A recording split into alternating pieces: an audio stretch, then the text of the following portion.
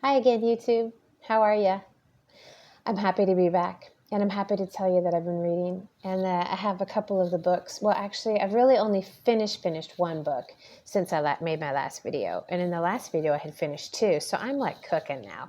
But I did finally finish Varjak Paw by S.F. Said, and I really liked it. And as usual, there's a reason to stay with a story and not let reading it drag out over months, because you get more invested and you enjoy hearing what's happening to the characters. And so as I got deeper in the book, then I felt encouraged to keep reading at a little bit fast. Not, I keep saying fast and slow, but I think better said that I'm starting to comprehend more, and I don't feel overwhelmed by continuing to read. So sometimes I can only read for 10 minutes before I just feel like too fidgety, can't do it. But that's starting to get longer and longer now, which means I'm getting more and more of the story at a time, which means that it's getting interesting at a faster rate. So anyway, I really liked the themes of this book. It was like loyalty, but the difference in loyalty to your family just for the sake of blood,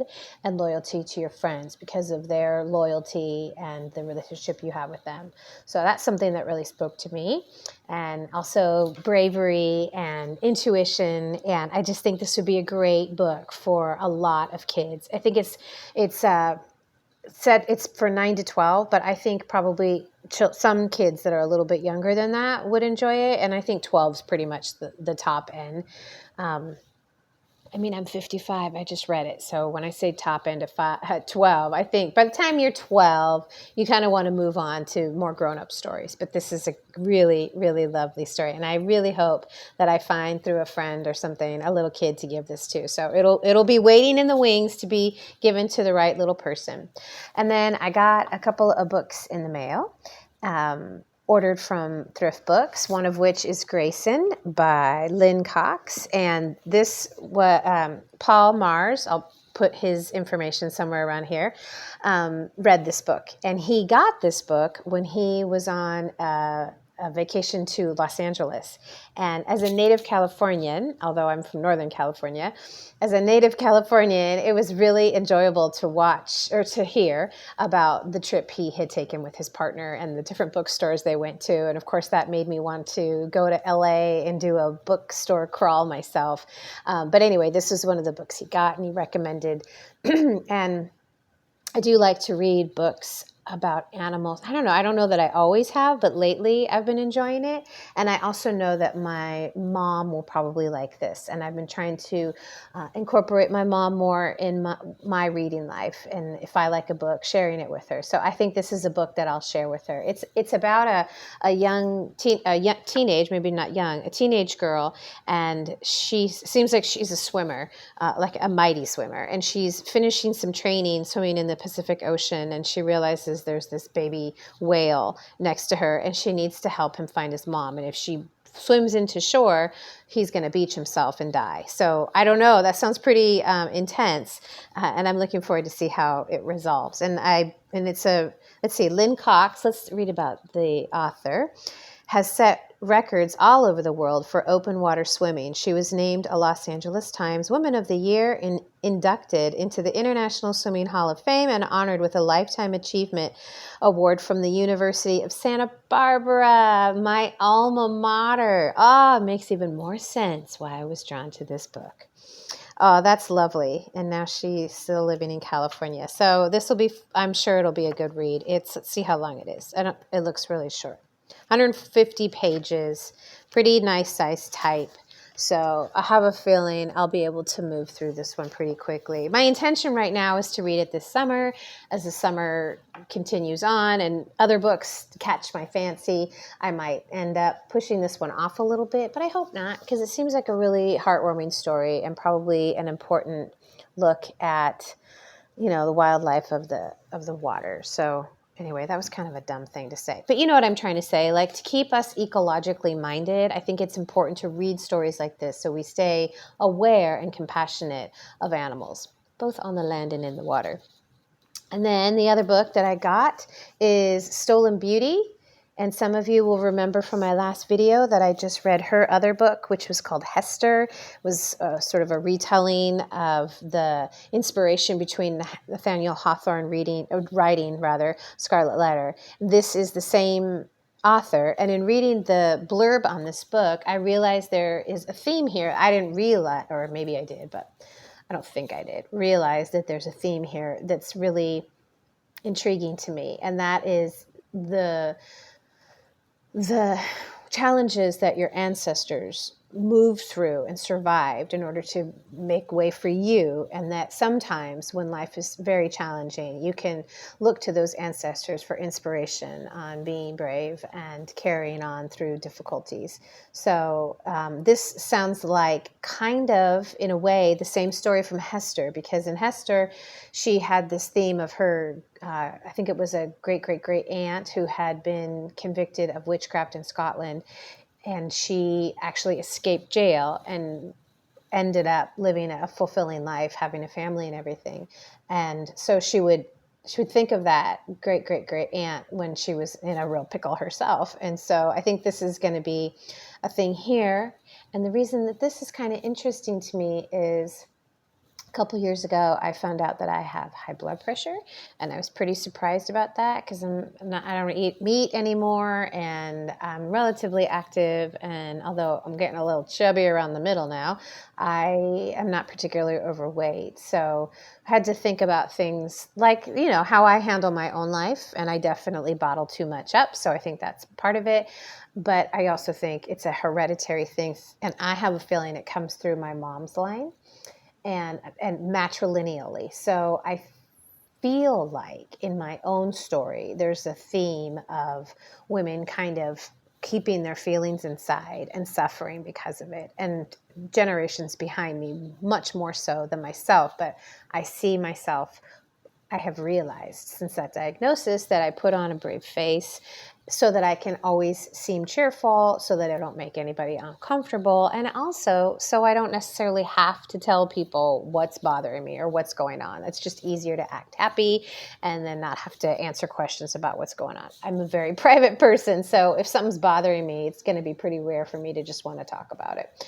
So anyway, this book, Stolen Beauty, and I have to say, I think I did in my last video, I emailed Laura Lico Albanese after reading Hester to tell her how much I loved the book, and she wrote back, which, that's really cool, and it gives you a little bit more connection. So this one is, as the new century begins, Adele Bloch-Bauer, young, brilliant, and Jewish, is hungry for freedoms unknown to other Viennese women.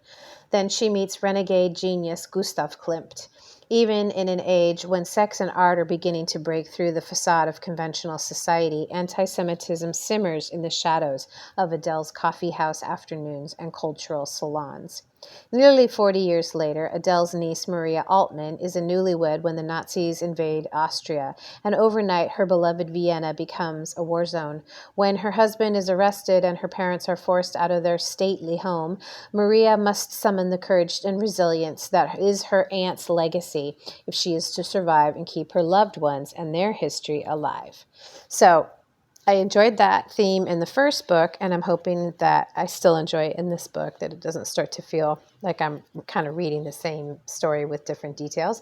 But I'm encouraged and hopeful because Hester was such an enjoyable read, and I'm pretty confident that this one will be too. And I'm hoping I get to this summer because it'd be kind of nice to read those books sort of close to each other, if not concurrently, and do a little compare and contrast, since I'm starting to pay more attention to what I read and how I read it. And also, there's definitely an art to sharing what you've read and expressing something to others. And I'm learning how to do that here, to tell you guys what I've read and then have something to say about what it meant to me. So hopefully I get better and better at that. And I'm looking forward to this book. I'm really enjoying being back in my reading groove now. And I'm getting close to being halfway through the book that I'm reading right now, which I didn't bring to my desk with me, but is called The Muse. And I'm kind of buckling under the pressure of remembering the name. I think I have it, but I don't want to say it wrong. So anyway, that one's good. And I'm doing a better job of like saying, yeah, I could watch one more show, but instead I'm going to go to bed before I'm exhausted and I'm going to read. And I've been doing that. And I have been really enjoying myself getting back into the feeling of having attention span and slowly but surely feeling my comprehension improve. And it's just a really positive step in a direction I want to go, which is to lean back into a life that is far more tactile and analog and way less digital and touchscreen. And I'm really trying to like just put my phone away and just live my life without it, even if it's just for a half an hour at a time. Because, like I thought the other day I was going to read and I put my phone on the other side of the house and I had it plugged in to charge. And I thought, okay, I'm just going to leave it and I'm not going to see it. I'm not going to look at it while I'm reading for just a half hour. And so, I don't know, 5 minutes in, I came upon a word that I wasn't quite sure the definition. And I'm like, well, now I need my phone to look it up. And I was like, oh, but you don't. Because, my dear Holly, you saved your dictionaries. And so I pulled out my little pocket Oxford and I looked up the word and it just was so satisfying. So I have a shipment, I think it's only 3, of books, cookbooks, because now my next goal is to go back to cooking out of cookbooks, not recipes off the internet. I have even started I have some favorite recipes on the internet and I've written them down now and then stuck them on the fridge because first of all, it helps me remember the ingredients and the instructions, so I'm not quite so beholden to them. But it also is not looking at a screen. And I'm really enjoying. And like the little pieces of paper are starting to get kind of worn at the corners and like a couple little grease spots. And it just is so much homier and interesting to me.